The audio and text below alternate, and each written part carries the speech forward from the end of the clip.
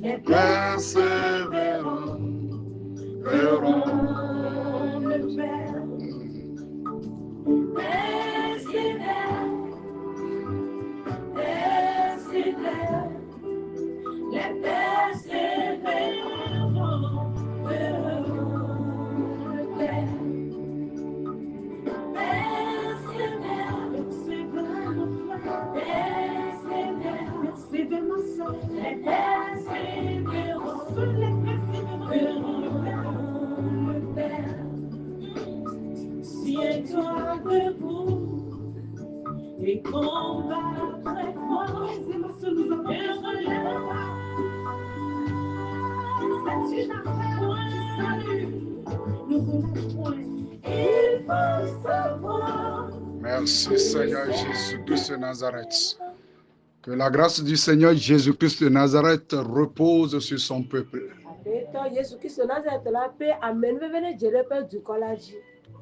Quel que soit ce qui arrive, le Seigneur est plus grand que ton problème. Il est plus grand que ta situation. Nous sommes à l'heure de la vérité. Dans l'émission En marche pour le ciel. Et à chaque fois, le Seigneur nous donne des sujets en vue de les développer pour le salut de quiconque croit. Nous avons besoin du salut. Et le Rédempteur est là pour cela. Il n'est que Jésus-Christ de Nazareth. Merci pour votre écoute et votre engagement à suivre cette émission à chaque fois qu'elle est sur votre téléphone. Merci à vous tous aussi qui avez choisi d'en distribuer à votre répertoire. Que le Seigneur vous bénisse et qu'il vous élève dans le nom puissant du Seigneur Jésus-Christ de Nazareth. Alléluia. Amen. Nous allons prier. Père de grâce, bénis ton émission. Fais en sorte qu'elle trouve une place dans le fond d'un cœur pour le salut. Merci à toi. Au nom du Seigneur Jésus-Christ de Nazareth. Amen. Amen. Peuple de Dieu du monde entier, nous sommes toujours dans le thème. Ma responsabilité face à mon salut. Ma responsabilité face à mon salut. C'est une responsabilité lorsqu'on parle de salut. Ce n'est pas de l'amusement. Mais il s'agit ici du rachat de l'âme de quelqu'un. C'est pourquoi, bien-aimé, tu es obligé d'intercéder pour toutes les âmes qui quittent le Seigneur Jésus-Christ pour le monde, pour le siècle présent, pour ce que le monde nous présente et nous attire. Alléluia. Amen. Nous allons prendre Hébreux chapitre 3, le verset 10. Et tu vas comprendre avant qu'on ne vienne au sous-thème. Tu dois prier pour une âme. Tu dois offrir un peu de ton temps pour intercéder. Pour le salut d'une église. Pour le salut d'une assemblée. Pour le salut d'une famille. Pour le salut d'une société. Pour le salut d'un pays. Pour le salut d'un président. Pour le salut d'un pauvre à quelque part. Ta bouche pourra faire quelque chose. C'est pourquoi observe dans ton temps Un temps parmi le temps que tu as. Pour parler à Dieu en faveur de quelqu'un. C'est salutaire. Alléluia. Hébreux chapitre 3, le verset 10. Hébreux chapitre 3, le verset 10. Je lis la parole de Dieu au nom puissant de Jésus-Christ de Nazareth. Amen. Aussi, je fus irrité contre cette génération et je dis, ils ont toujours un cœur qui s'égare. Ils n'ont pas connu mes voies. Amen. Amen. Amen. Beaucoup Amen. étaient à Christ. Mais aujourd'hui, lorsqu'on fait le bilan, presque, ils ont quitté. Presque, ils ont relâché. Ils ont abandonné. Ils vacillent. Ce n'est pas facile. Ce n'est pas comme ça que nous avions compris. Les moments sont difficiles. C'est écrit déjà. Dans les derniers temps, il y aura des moments très difficiles. Mais ce n'est pas un permis pour que tu quittes. Persévère. Persévère encore. Et ton salut sera total. Amen. Alléluia. Amen. Ne quitte pas. Et ne raisonne pas. C'est dangereux qu'après avoir connu la vérité, de s'égarer pour le siècle présent. Alors, observe un temps en nous écoutant pour prier pour toi-même, pour prier pour ta famille, pour prier pour ton église, ta nation et le monde entier.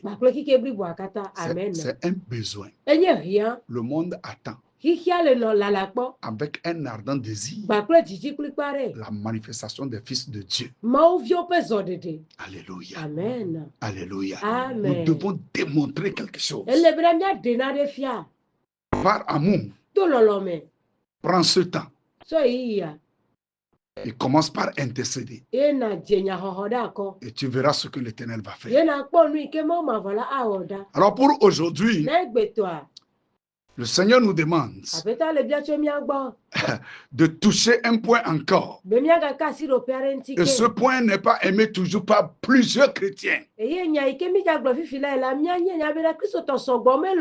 Si on touche cela, pour le chrétien, ce n'est pas normal.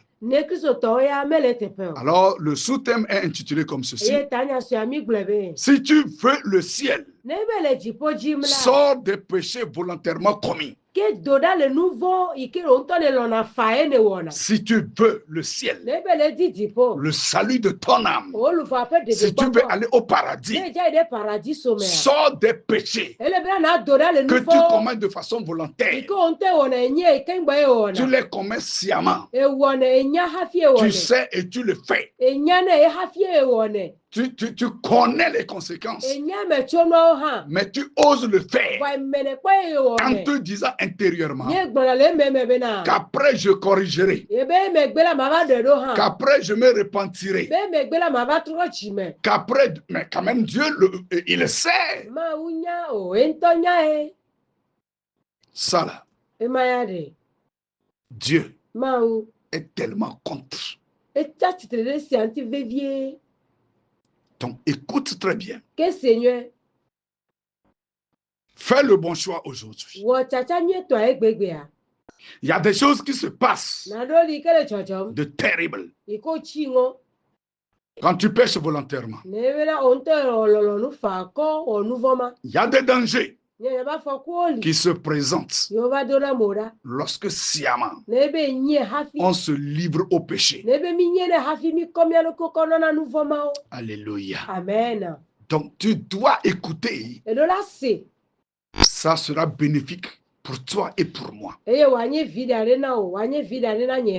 si ça ne t'intéresse pas, fais un escale quand même à cause du salut de ton âme.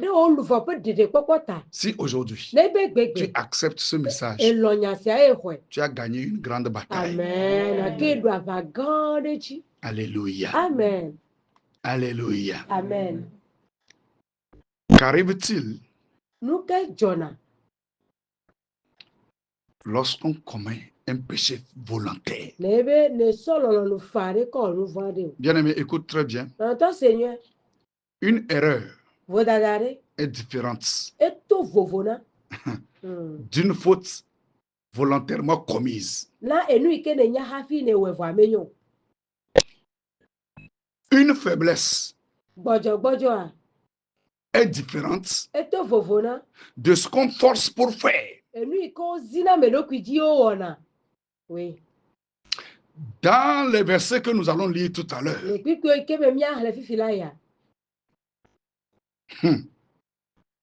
beaucoup de chrétiens préfèrent les éviter. C'est des vérités qu'on devrait normalement prendre au sérieux pour notre salut. Mais on les met de côté. Parce que le péché est doux. Le péché est doux. Mais tue. C'est ça le problème. Le péché, il cache beaucoup de choses. Et lorsqu'il est consommé, les conséquences sont néfastes, désastreuses, dangereuses.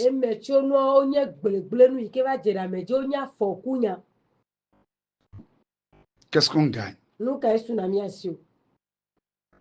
en péchant? Dieu est au ciel. Il connaît les dangers du péché.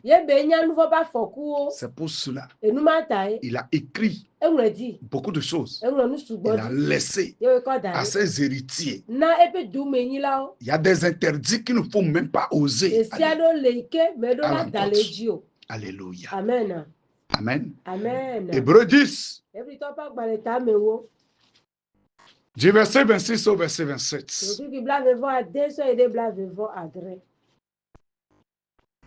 Hébreux 10, du verset 26 au verset 27. Là, il est écrit, car si nous péchions volontairement après avoir reçu la connaissance de la vérité, il ne reste plus de sacrifice pour les péchés, mais une attente terrible du jugement et l'ardeur d'un feu qui dévorera les rebelles. Amen. Amen. Si tu peux reprendre de façon paisible. Amen. Amen. Hébreux 10, du verset 26 au verset 27. Je lis la parole de Dieu au nom puissant de Jésus-Christ de Nazareth. Amen. Car si nous péchions volontairement, après avoir reçu la connaissance de la vérité, il ne reste plus de sacrifice. Il ne reste plus de sacrifice. On connaît la vérité. Mais on fait fi. Et on en commet ce qui est interdit. Dieu dit, il n'y a plus de sacrifice pour ça. Jésus n'ira plus à la croix. Il est déjà allé une fois coup de bon. Et c'est pour le salut de ton âme, pour le salut de mon âme. Il a payé ce prix une seule fois. Ce qui nous condamnait, la dette du péché qui planait sur nos vies. Il est allé à la croix et il a versé son sang là-dessus afin que toi et moi nous puissions être libres du péché, que le péché n'ait plus de puissance sur nous. Celui qui sait qui il est, il ne va pas se rabaisser au niveau du péché, surtout péché sciemment fait, comptant sur le sang du Seigneur Jésus-Christ.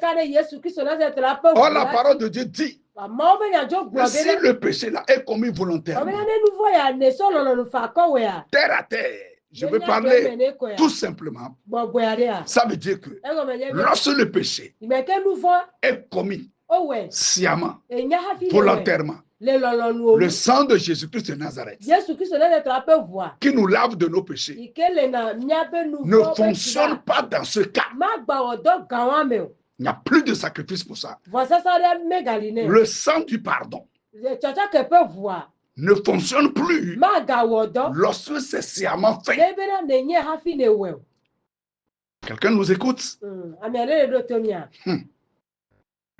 4 vérités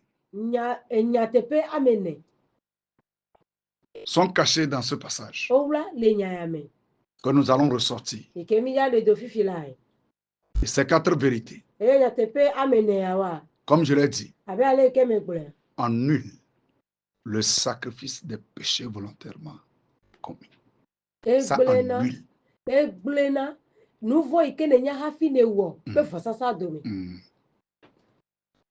Le sacrifice là, qui a été fait par Jésus-Christ. Il y a 4 vérités. Lorsque tu es dans ces choses-là, le sang de Jésus n'a plus rien à foutre avec toi. Tu es en danger, tu l'invoques. Ça ne marche pas. Donc, quelles sont les 4 vérités? La première vérité, tu connais la vérité, et malgré cela, tu choisis de pécher. Amen. Ça, c'est la première vérité. Ça. Tu connais, tu sais. Ce n'est pas une erreur. Ce n'est pas une faiblesse. Tu sais. Tu sais. Combien de fois tu as agi ainsi?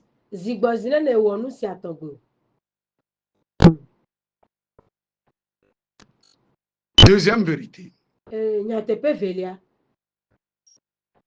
Dieu attend que tu reviennes. Mais hélas, tu forces et tu fonces dans le péché. Tu normalises ce qui est interdit. Il n'y a plus de crainte lorsqu'on le fait. Alléluia. Amen. Troisième vérité. Péché sans ressentir la douleur. Sans remords. Sans regret. Quatrième vérité. Ton âme est dans la prison des ténèbres. Donc, il n'y a pas de salut. Ton âme est emprisonnée. Qu'est-ce qui ira au ciel? Alléluia. Amen. Réfléchis, bien-aimé. Il n'y a plus de sacrifice. Lorsqu'on pêche volontairement, on rejette ainsi la lumière, la vérité. On les met en déroute. Dieu connaît tout ça. Mais ici, il ne s'agit pas de dire que tu es tombé. Non. Tu connais. Et tu t'es laissé tomber. Voilà. Donc, il n'y a pas de sacrifice pour ça. Alléluia. Amen.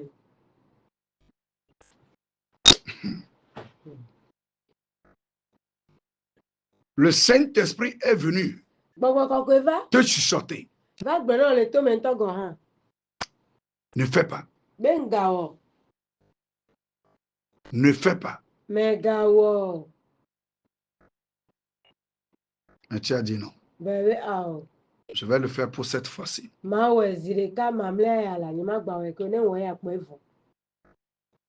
Et alors tu rentres dans les habitudes.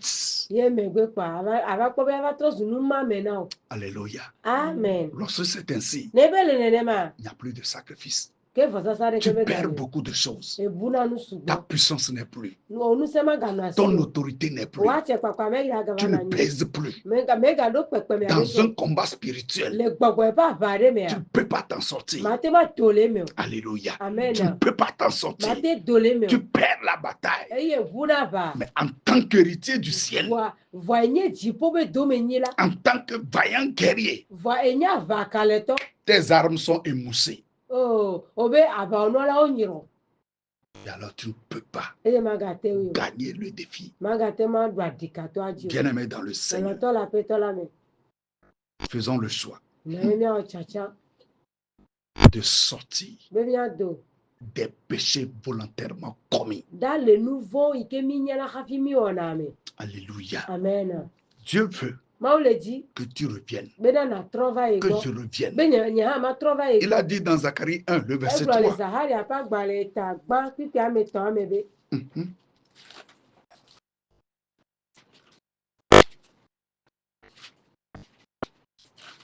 Zacharie 1, le verset 3. Oui. Dis la parole de Dieu au nom de Jésus-Christ de Nazareth. Dis-le donc, ainsi parle l'Éternel des armées. Revenez à moi, dit l'Éternel des armées, et je reviendrai à vous, dit l'Éternel des armées. Alléluia. Amen. Revenez à moi. Il y a cette voix-là qui est en train de sonner actuellement pour quelqu'un. Reviens à moi. Ce n'est pas encore trop tard. Si tu entends cette voix, c'est une grâce qui vient vers toi.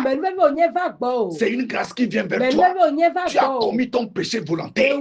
Mais ne te pérennise pas dedans. Ressors. Christ te parle. Le Saint-Esprit te parle.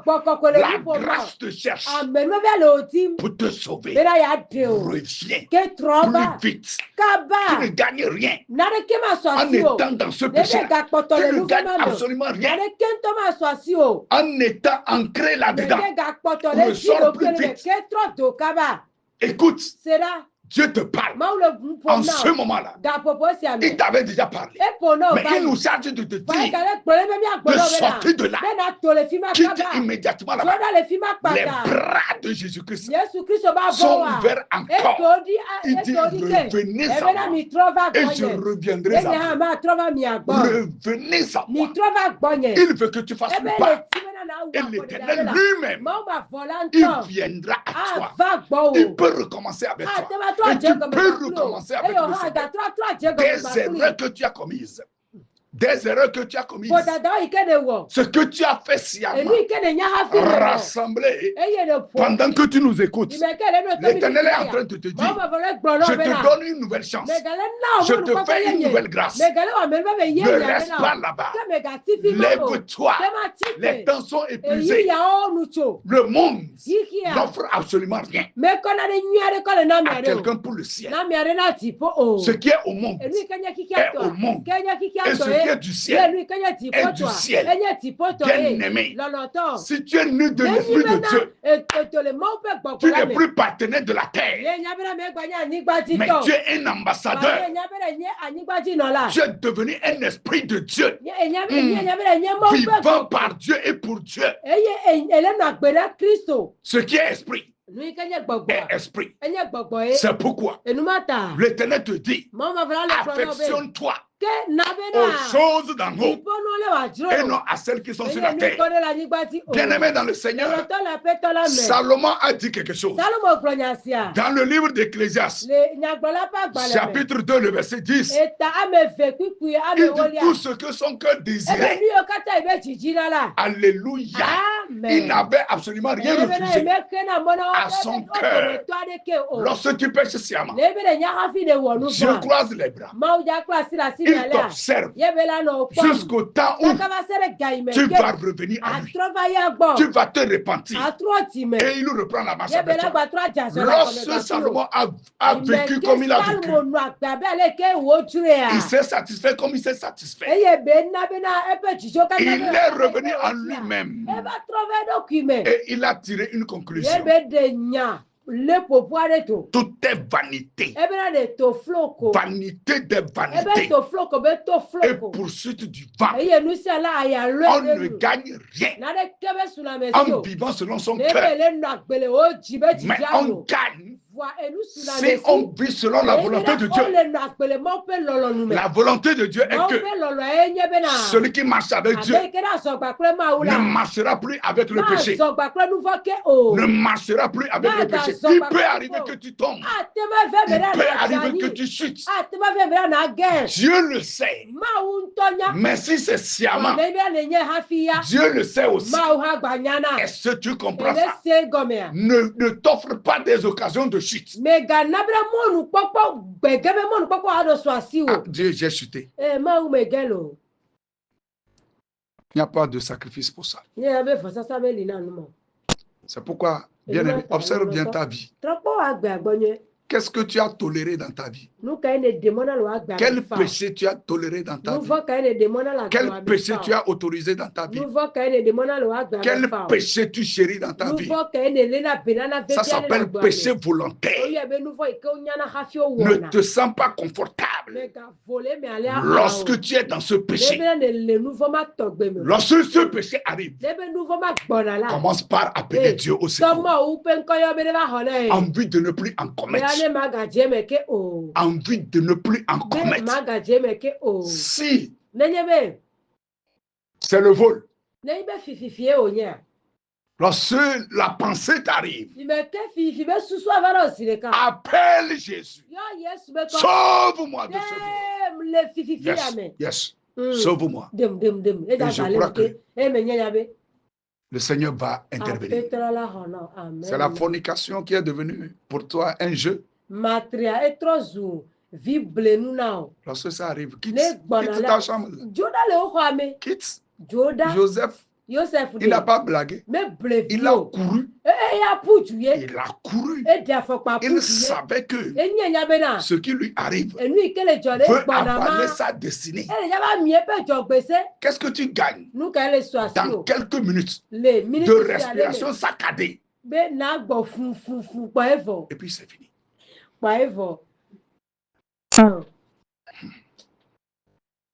Tu te tues pour rien. Bien aimé, si tu nous écoutes, ressaisis-toi. Toi qui pleurais lorsqu'on prêche sur le péché, tu pleurais. Il n'y avait pas de mouchoir pour essuyer tes larmes. Mais aujourd'hui, on prêche, on finit. Tu ris. Tu ris. Tu ne ressens plus rien. La partie de la crainte de l'Éternel est morte en toi.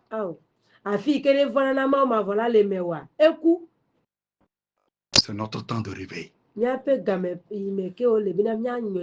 Jésus-Christ est à la quête des âmes perdues.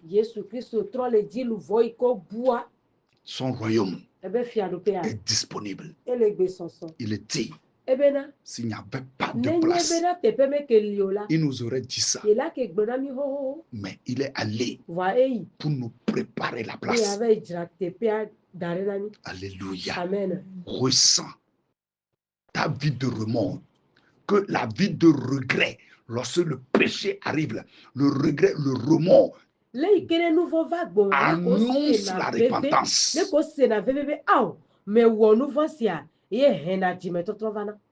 Sinon, tu risques de regresser, de rétrograder. Il n'y a pas de place À tous ceux-là qui rétrogradent, les lâches. Il n'y a pas de place pour eux au ciel. Lis bien ta Bible. Donc, réveille-toi. Réveillons-nous. Prenons conscience. Amen. Alléluia. Amen.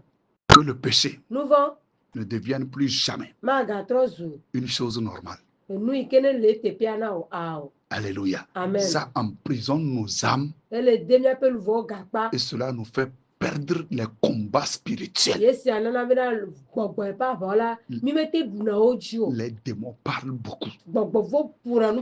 Qui es-tu pour me chasser? Quelle est ton identité? Je connais Paul. Je sais qui est Jésus-Christ de Nazareth. Mais toi, qui es-tu? Est-ce que tu comprends ça?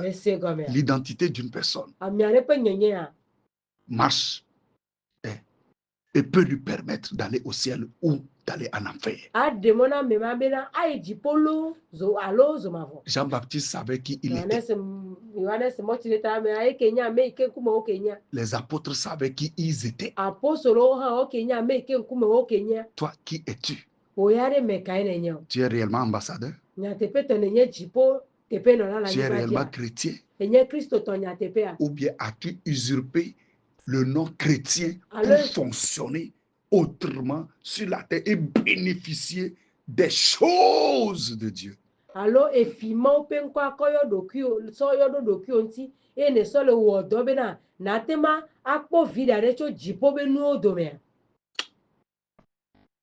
Avec quoi tu pourras racheter ton âme? Si tu paies, tu la paies. Revenons au Seigneur pendant que nous avons encore la respiration. Alléluia. Amen. Préparons-nous à la rencontre du Seigneur. L'enfer existe. L'enfer est réel. Ne cédons pas au péché. N'acceptons pas le péché. Haïssons-le. Fuyons-le pour le salut de nos âmes. Je vais prier pour toi qui a accepté ce message. Seigneur, nous reconnaissons. Il le reconnaît. Elle le reconnaît. Qui a eu des péchés volontaires commis sciemment. Si bien que ta grâce, ta main protectrice se sont écartés. Mais après ce message, Seigneur, ils sont tous revenus vers toi. Nous sommes tous revenus vers toi. Ton amour est toujours là. Tu n'as pas fini de sauver les âmes. Ton amour n'a pas encore fini d'aimer les gens. Toi, Christ, tu n'as pas encore fini d'aimer les pécheurs. As-tu tué Dieu? As-tu menti? Chien. Calomnié? Chien. Tu t'es moqué des gens? Chien. Qu'as-tu fait que tu penses que ce n'est plus possible? Jésus-Christ est là. Il dit, venez à moi. Vous tous qui êtes fatigués, chargés, et je vous donnerai du repos. Ne tarde pas. Si tu entends cet appel, Père, merci de nous avoir reçus et de nous avoir donné une nouvelle opportunité. Fini les temps de péché volontaire. Donne-nous un nouveau manteau qui contient ta crainte et qui vit dans le Seigneur. Merci à toi. Au nom du Seigneur Jésus-Christ de Nazareth. Amen. Amen.